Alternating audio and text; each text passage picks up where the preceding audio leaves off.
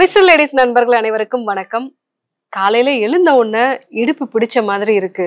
So நாள் முழுவதும் வண்டி ஓட்டுறேன். வீட்டுக்கு வந்த உடனே இடுப்புல நல்ல ஒரு வலி இருக்கு. படுத்து தூங்கினாதான் கொஞ்சம் செட்டில் ஆகுது. இது இல்லாம நின்றுட்டு இருக்கும் போதே எனக்கு இடுப்புல நல்ல ஒரு வலி இருக்கு. கால் வரைக்கும் அது பரவுது. இந்த மாதிரி இடுப்பு வலி அப்படிங்கிற ஒரு வார்த்தை நிறைய காரணங்களோடையும் அதனுடைய அறிகுறிகளும் நிறைய மாறுபடும்.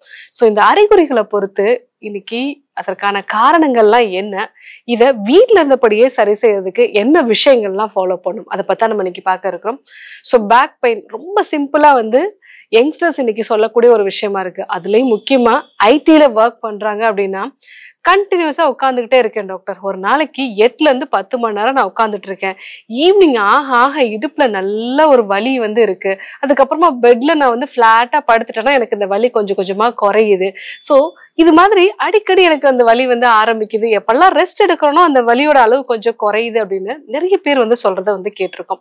இது இல்லாம ஒரு 40-45 வயதுல இருக்கக்கூடிய கேட்டகரி சில பேரை பார்ப்போம். காலையில நான் பைக்ல போறேன் டாக்டர். அந்த டைம்லயும் டிராபிக் அதிகமா இருக்கும். அதே மாதிரி ஈவினிங் வரும்பொழுதும் நல்ல டிராபிக் தான். மைல்டா ஒரு பெயின் இருந்துட்டே இருந்தது. நான் அப்பப்ப ரெஸ்ட் எடுப்பேன். இல்ல சம்டைம்ஸ் ஏதாவது நான் பெயின் கில்லர் கூட போட்டுப்பேன். ஈவினிங் ஆகும் பொழுதெல்லாம் எனக்கு கொஞ்சம் வலி கூடுதலாவே தெரியும். நாளடைவுல என்ன ஆயிடுச்சு அப்படின்னா இந்த இடுப்புல இருந்து வலி கால் வரைக்கும் பரவ ஆரம்பிச்சு டாக்டர். சோ அந்த கால்ல நல்ல ஒரு ஷூட்டிங் பெயின் மாதிரி இருக்கு. சில சமயங்கள்ல கால் மரத்து போற மாதிரி கூட இருக்கு. சோ எனக்கு இந்த வலியோட அளவு தாங்கவே முடியல அப்படின்னு சொல்லுவாங்க. சோ இது டிஸ்க் சம்பந்தமான பிரச்சனையா இருக்கலாம். இன்னும் சில நபர்களை பார்க்கலாம். ஒரு 60 வயசுக்கு மேல இருப்பாங்க. டாக்டர் நான் நின்றுட்டு இருக்கும் போதே எனக்கு வலி இருக்கு. ஈவினிங் ஆக ஆக வலி அதிகமாகுது. சம்டைம்ஸ் காலையில எழுந்திருக்கும் போதே எனக்கு வலியோட அளவு அதிகமா இருக்கு. நைட்ல நான் தூக்கத்துல எழுந்திருக்கும் பொழுது ஒரு பாத்ரூம் போகணும்னு நினைக்கிறேன். அந்த சமயத்துல எனக்கு இடுப்பு நல்லா ஸ்டிஃப் ஆயிடுது. என்னால பாத்ரூம் கூட போக முடியல.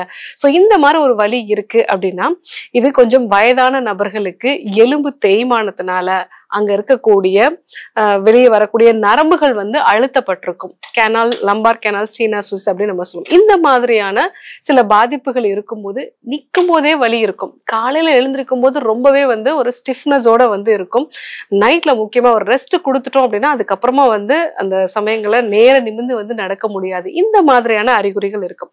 ஸோ பேக் பெயினை பொறுத்த வரைக்கும் சாதாரண ஒரு மசில் பெயினா கூட இருக்கலாம். இல்ல சில பேருக்கு அது டிஸ்க் சம்பந்தமான பிரச்சனைனால சயாட்டிகா மாதிரியான பிரச்சனையா இருக்கலாம். இன்னும் சில நபர்களுக்கு எலும்பு தேய்மானம், ஆஸ்டியோபோரோசிஸ் மாதிரியான பிரச்சனை, இல்ல அவங்களுக்கு தொடர்ந்து தேய்மானம் உண்டாகி அங்க இருக்கக்கூடிய நரம்புகள் அழுத்தப்படலாம்.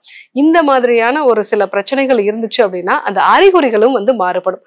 அறிகுறிகளை வச்சு உங்களுக்கு ஒரு சாதாரண மசில் பெயினா இல்ல அது நரம்பு சம்பந்தமான பிரச்சனையா, இன்னும் சில பேருக்குலாம் பாத்தீங்கன்னா அது புற்றுநோய் கட்டியோட ஒரு ஆரம்ப கட்ட ஒரு அறிகுறியா கூட உங்களுக்கு இருக்கலாம். ஸோ அதை எப்படி நம்ம தெரிஞ்சுக்கிறது?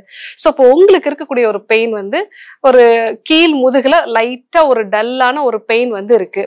ஈவினிங் ஆகும் பொழுது கொஞ்சம் அதிகமாகுது. நீங்க பிளாட்டா படுத்தீங்கன்னா கொஞ்சம் அது சரியாக ஆரம்பிக்குது. எப்பெல்லாம் நீங்க வேலை பாக்குறீங்களோ எக்ஸ்ட்ரா நீங்க ஒர்க் பண்ணும் போதெல்லாம் இந்த பேக் பெயின் இருக்கு அப்படின்னா இது மசில் ஸ்ட்ரெயினா இருக்கலாம். இது ரொம்ப காமனா நம்ம உட்கார்ந்தபடியே வேலை செய்யக்கூடிய இந்த ஐடில ஒர்க் பண்றாங்க இல்லைங்களா, அவங்களுக்கு தான் இந்த மாதிரியான பெயின் இருக்கும்.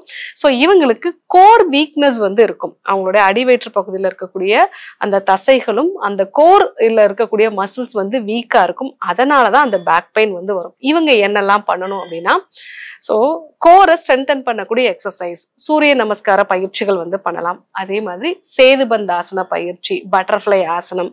ஸோ இந்த மாதிரியான ஆசன பயிற்சிகளை பண்ணிட்டு ஒவ்வொரு 40 நிமிஷத்துக்கு ஒரு முறையும் நீங்க கண்டினியூஸா ஒரு 8 மணி நேரம் 10 மணி நேரம் வேலை பாக்குறீங்கனாலும் கூட ஒரு 40 மினிட்ஸ்க்கு ஒன்ஸ் எழுந்து ஒரு 2 நிமிஷம் நீங்க நடந்துட்டு வரலாம். அந்த மாதிரி நடந்துட்டு வரும்போது நீங்க சிட்டிங் போஸ்டர்ல இருக்கும் பொழுது அந்த மசில்ஸ் எல்லாமே கொஞ்சம் ரிலாக்ஸ்ல இருக்காது. ஸோ அந்த சமயங்கள்ல நீங்க நடந்து வரீங்க அப்படின்னா ஸோ அந்த மசில்ஸ் எல்லாம் கொஞ்சம் ரிலாக்ஸ்ட் ஆகும்.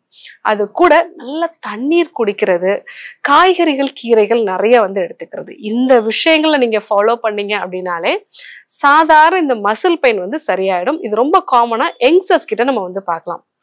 இதுவே ஒரு நடுத்தர வயதுல இருக்கீங்க, பைக் ஓட்டினா எனக்கு நல்லா வந்து வலி வருது டாக்டர்.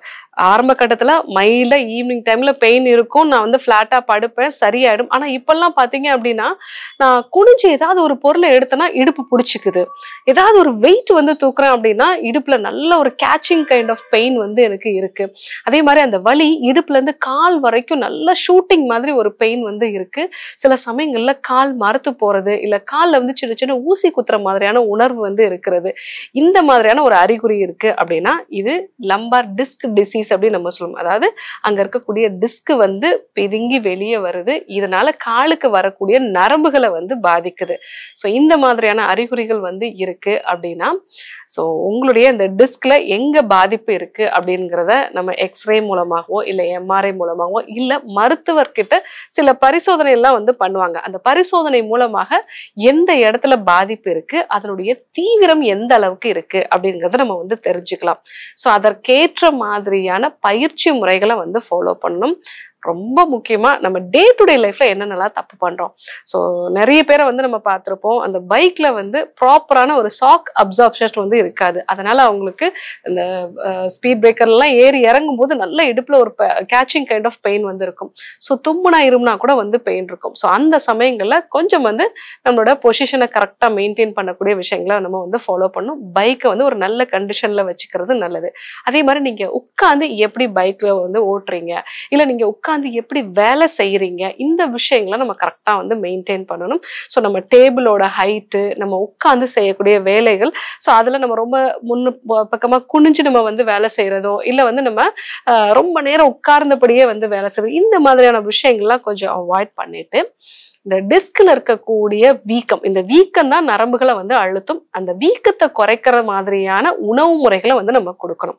ஸோ நிறைய பேர் வந்து கால்சியம் இருக்கக்கூடிய உணவுப் பொருட்கள் சாப்பிட்டாலே பேக் பெயின் குறைஞ்சிரும்னு நினைப்பாங்க. ஆனால் நடுத்தர வயதுல வரக்கூடிய இந்த டிஸ்க் ப்ரொலாப்ஸ் மாதிரியான நோய்களுக்கு வந்து இன்ஃப்ளமேஷனை குறைக்கக்கூடிய உணவுகளை வந்து எடுத்துக்கணும். அதுல முதல் விஷயம் என்னன்னா மஞ்சள். ஸோ மஞ்சள், மிளகு, அது கூட வந்து நீங்க பால் சேர்த்தோ இல்ல வெதுவெதுப்பான வெந்நீர் சேர்த்தோ வந்து நீங்க எடுத்துக்கலாம். அந்த மாதிரி எடுத்துக்கிட்டீங்க அப்படின்னா இந்த இன்ஃப்ளமேஷன் வந்து குறையும். மூலிகைகளை பொறுத்த வரைக்கும் அமுக்ரா வந்து எடுத்துக்கலாம், அதே மாதிரி கோரைக்கிழங்கு வந்து எடுத்துக்கலாம், குறுந்தொட்டி வேர் கஷாயம் வந்து எடுத்துக்கலாம். இதெல்லாம் வந்து இன்ஃப்ளமேஷனையும் வந்து குறைக்கும், நரம்புகளையும் வந்து பலப்படுத்தும். ஸோ இதை ஒரு மருத்துவரோட ஆலோசனையோட இந்த விஷயங்கள்லாம் நீங்க ஃபாலோ பண்ணலாம்.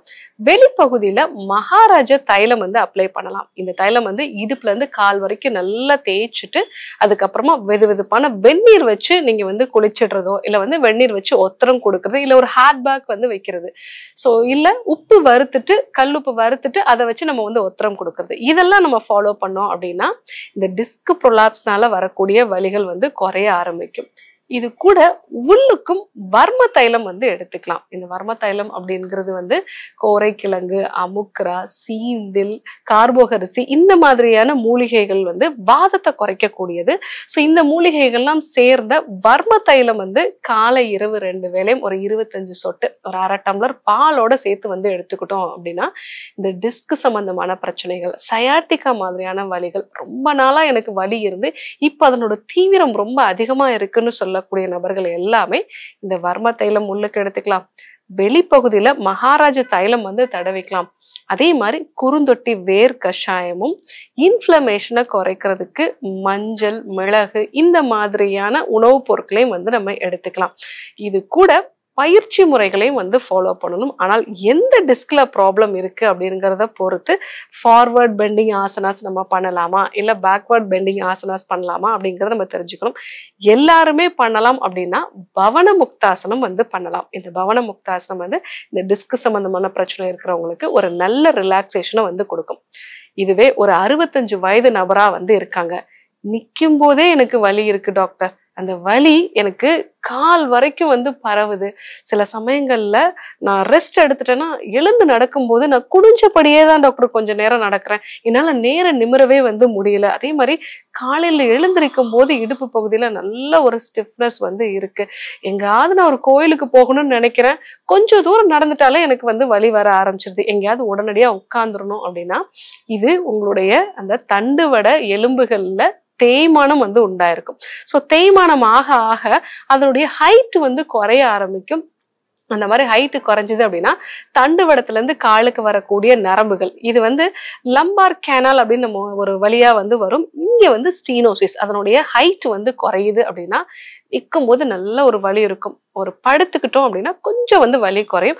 அந்த படுத்துக்கிறதே நான் கண்டினியூஸா ஒரு 1 மணி நேரம் படுத்துக்கிட்டேன் அப்படின்னா திருப்பி வந்து உங்களுக்கு மசில்ஸ் எல்லாமே வந்து ஸ்டிஃப் ஆகி வலி வர ஆரம்பிக்கும். ஸோ இது வந்து ஆஸ்டியோபோரோசிஸ் மாதிரியான எலும்பு தேய்மானம், இல்ல ரொம்ப நாளா எலும்பு தேய்மானம் இருக்குது, சத்து குறைபாடுகள் இருக்கு, கால்சியம் சத்து குறைபாடு இருக்கிறது, வைட்டமின் டி குறைபாடு இருக்கிறது, இந்த மாதிரியான குறைபாடுகளால வயதான நபர்களுக்கு வரக்கூடிய இடுப்பு வலி. ஸோ இவங்க என்ன பண்ணலாம் அப்படின்னா, நீங்க நல்ல வைட்டமின் டி சத்து கிடைக்கிற மாதிரி சன்லைட்ல ரெகுலரா ஒரு 1/2 மணி நேரமாவது வந்து நீங்க இருக்கிற மாதிரி பாத்துக்கோங்க. ஸோ நீங்க கார்டன்ல பண்ணக்கூடிய வேலைகளோ இல்ல வந்து நீங்க நடக்கிற ஒரு நடைப்பயிற்சி எல்லாம் பண்றீங்க அப்படின்னா நீங்க ஒரு 1/2 மணி நேரம் வந்து சூரிய வெளிச்சத்துல இருக்கிற மாதிரி பாருங்க. நல்ல கால்சியம் அதிகமா இருக்கக்கூடிய உணவுப் பொருட்கள். ஸோ அதுல முக்கியமான உணவுப் பொருள் என்னன்னு பாத்தீங்கன்னா முடக்கத்தான் கீரை. இந்த முடக்கத்தான் கீரை தோசை மாதிரி வந்து செஞ்சு சாப்பிடலாம். அதே மாதிரி முருங்கை கீரை வந்து நீங்க அடை மாதிரி செஞ்சு சாப்பிடுறதோ இல்ல இந்த ராகி மாவோட முருங்கை கீரை சேர்த்து சாப்பிடுறது. ஸோ ஏன்னா ராகில அதிகப்படியான கால்சியம் வந்து இருக்கு. இல்ல நான் சொல்லக்கூடிய இந்த சத்து மாவு கஞ்சி நீங்க ரெகுலராகவே வந்து எடுத்துக்கலாம். இந்த சத்து மாவு ப்ரிப்பேர் பண்றதுக்கு ஒரு 1/2 கிலோ வந்து நீங்க கேழ்வரகு மாவு, அது கூட ஒரு 200 கிராம் அளவுக்கு கருப்பு உளுந்து, ஒரு 10 கிராம் அளவுக்கு கருஞ்சீரகம் வந்து நீங்க எடுத்துக்கலாம். இது எல்லாத்தையுமே மைல்டா நீங்க வந்து வறுத்துட்டு பொடி பண்ணி வச்சுக்கோங்க. இதை வந்து ஒரு டேபிள் ஸ்பூன் அளவுக்கு நல்லா தண்ணீரோட மிக்ஸ் பண்ணி ஈவினிங் டைம்ல நல்லா ஒரு சத்து மாவு கஞ்சி மாதிரி நீங்க வந்து ரெடி பண்ணி சாப்பிடலாம். ஸோ ராகில நிறைய கால்சியம் வந்து இருக்கு. அதே மாதிரி கருப்பு உளுந்து அப்படிங்கிறது வாதத்தை குறைச்சு உங்களுடைய தசைகளை வந்து பலப்படுத்தக்கூடியது. இது கூட நீங்க வந்து கருஞ்சீரகமும் சேர்த்துருக்கீங்க அப்படிங்கிறதுனால இன்ஃப்ளமேஷனை வந்து இது குறைக்கும். ஸோ இந்த சத்து மாவு கஞ்சியை நீங்க ரெகுலரா எடுத்துட்டு அது கூட முடக்கத்தான் கீரை சூப்போ இல்ல வந்து தோசை மாதிரி செஞ்சு சாப்பிடுறது, முருங்கை கீரை வந்து சூப் மாதிரி செஞ்சு சாப்பிடுறது, முடவாட்டு கால் கிழங்கு வந்து சூப் மாதிரி வந்து பண்ணி சாப்பிடுறது, இல்ல ஆட்டுக்கால் சூப் வந்து வாரத்துல ஒரு தடவையாவது வந்து எடுத்துக்கிறது. இதெல்லாமே வந்து அந்த கொலாஜன் உற்பத்திக்கும் அங்க இருக்கக்கூடிய இன்ஃப்ளமேஷனை குறைக்கிறதுக்கும் ரொம்பவே யூஸ்ஃபுல்லா இருக்கும். ஸோ இந்த மாதிரி நீங்க வந்து ஃபாலோ பண்ணிட்டு ஸோ நீங்க மகாராஜா கேப்சூல்ஸ் வந்து எடுத்துக்கலாம். இந்த மகாராஜா கேப்சூல்ஸ் அப்படிங்கிறது வந்து உங்களுக்கு இன்ஃப்ளமேஷனை குறைக்கும். அதே மாதிரி நான் ஆல்ரெடி சொன்ன இந்த வர்ம தைலமும் வந்து எடுத்துக்கலாம். இந்த வர்ம தைலம் தண்டுவடம் சம்பந்தமான பிரச்சனைகளுக்கான ஒரு அருமருந்து. ஸோ தண்டுவடத்துல எனக்கு சயாட்டிகா மாதிரியான பிரச்சனை இருக்கு, டிஸ்க்ல வந்து ப்ராப்ளம் வந்து இருக்கு, அதே மாதிரி எலும்பு தேய்மானம் சம்பந்தமான பிரச்சனைகள் இருக்கு, தசைகள் வந்து பலம் இல்லாம வந்து இருக்கு அப்படின்னா இந்த வர்ம தைலத்துல அமுக்ரா இருக்கு, சீந்தில், கார்போகரிசி, கற்றாழை இதெல்லாம் இருக்கிறதுனால வாதத்தை நல்லா குறைக்கும். இன்ஃப்ளமேஷனை வந்து குறைச்சு உங்களுக்கு அந்த தண்டுவடம் சம்பந்தமான வலிகளை வந்து முழுமையா வந்து சரி பண்ணும். இது கூட வெளிப்பகுதியில நீங்க மகாராஜா தைலமும் வந்து தடவிக்கலாம். ஸோ வீட்டுல இருந்து நீங்க பண்ணக்கூடிய ஒரு விஷயம் என்ன அப்படின்னா, உங்களுக்கு நல்லெண்ணெய் கிடைச்சது அப்படின்னா நல்லெண்ணெய், விளக்கெண்ணெய், அது கூட வந்து கடுகு எண்ணெய், இது எல்லாத்தையும் வந்து ஈக்குவல் குவான்டிட்டி எடுத்து மிக்ஸ் பண்ணிட்டு ஸோ இது எல்லாத்தையுமே ஈக்குவலா மிக்ஸ் பண்ணிட்டு இது கூட வந்து எருக்கம் பழுப்பு, இந்த எருக்கு வந்து நல்லா பழுத்து போன ஒரு இலையா வந்து கிடைக்கும். ஸோ அதை வந்து நீங்க இது கூட போட்டு வெயில்ல ஒரு 4 நாள் 5 நாள் வந்து வச்சிடுங்க. அதுக்கப்புறமா இந்த எருக்க இலைகளை எடுத்து போட்டுட்டு இந்த எண்ணெயை நீங்க வந்து இடுப்புல இருந்து கால் வரைக்கும் நல்லா தேய்ச்சிக்கலாம். ஸோ அந்த மாதிரி தேய்ச்சிக்கும் போது கண்டிப்பாக அந்த வலிகள்ல நல்ல ஒரு மாற்றத்தை வந்து பார்க்கலாம். நிறைய பேர் அறுவை சிகிச்சை பண்ணணும் அப்படிங்கிற மாதிரியான ஒரு நிலைக்கு போனவங்க கூட இந்த வர்ம தைலம், மகாராஜா தைலம் வந்து இதெல்லாம் பயன்படுத்தி அந்த அறுவை சிகிச்சை இல்லாமலே இந்த இடுப்பு வலிகளை வந்து சரி செஞ்சிருக்காங்க. ஸோ இடுப்பு வலியை பொறுத்த வரைக்கும் எதனால வருது? சிம்பிளா நான் படுத்தாலே சரியாயிடுது அப்படின்னா அது மசில் சம்பந்தமான ஒரு விஷயம். இடுப்புல இருந்து கால் வரைக்கும் வலி இருக்குன்னா அது டிஸ்க் சம்பந்தமான ஒரு பிரச்சனை. தும்மும் போது இருமும் போது அந்த வலியோட அளவு அதிகமாகுது அப்படின்னா அது டிஸ்க் ப்ரொலாப்ஸ்னால நரம்புகளும் பாதிக்கப்பட்டிருக்கு. நிற்கும் போதே வலி இருக்கு, காலைல எழுந்தாலே இடுப்புல நல்ல ஸ்டிஃப்னஸ் வந்து இருக்கு அப்படின்னா இது எலும்பு தேய்மானத்தினால வரக்கூடிய ஒரு வலி. ஸோ அந்தந்த நபர்களுக்கு ஏற்ற மாதிரியான சிகிச்சை முறைகளையும் பயிற்சி முறைகளையும் வந்து கொடுக்கும் பொழுது சர்ஜரி இல்லாம இந்த இடுப்பு வலியை முழுமையா வந்து சரி பண்ணிக்கலாம். ஸோ இடுப்பு வலி அப்படிங்கிறது ஆபீஸுக்கு லீவ் போடுறதுல முக்கியமான காரணமா இருக்கு அப்படிங்கிறத வந்து உலகம் முழுவதுமா இந்த இடுப்பு வலியை பத்தி வந்து எல்லாருமே சொல்லக்கூடிய ஒரு விஷயம். ஸோ இதற்கு எளிமையான சில தீர்வுகளை வந்து நம்ம இன்னைக்கு பார்த்தோம். கண்டிப்பா ஃபாலோ பண்ணி பாருங்க.